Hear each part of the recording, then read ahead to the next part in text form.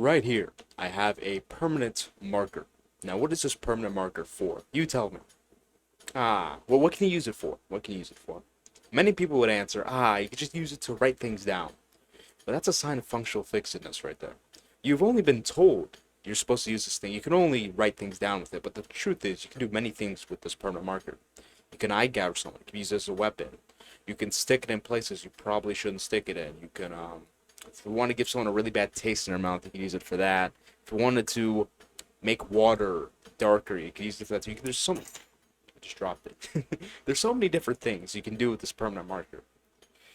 But you're just told it's just for writing. So your brain is like, okay, like let's say you were looking for a weapon. You'd be like, oh well, I need something as a weapon. You probably look for something sharp, look for something, something that's typically used as a weapon, right? But this wouldn't come to mind, although this is a very capable weapon.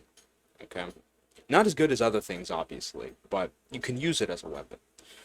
And this reminds me of the scene in GoldenEye. There's a Bond goes into some building, right? And there's someone behind him coming after him, but he doesn't see it. He only sees him when there's this lamp here. There's a lamp, and it's reflective. So he looks into the lamp, and he's able to see the person that's coming up behind him. And then, funnily enough, afterwards, he uses a towel. Again, that's another thing that's not typically seen as a weapon. He uses a towel as a weapon, and dispatches the attacker.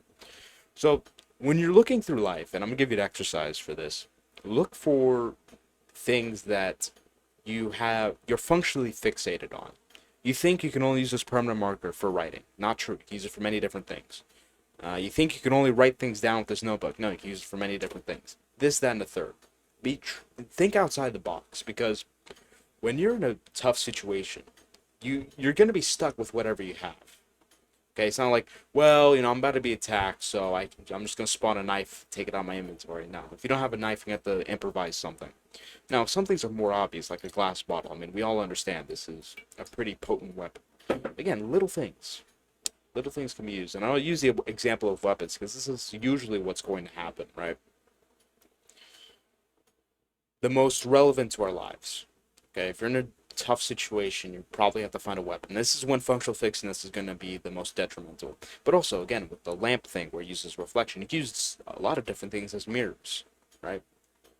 Don't get too functionally fixated. An exercise you can do is simply pick up an object. Right? I don't know why this is on my table, but, WD-40. What can you use this for?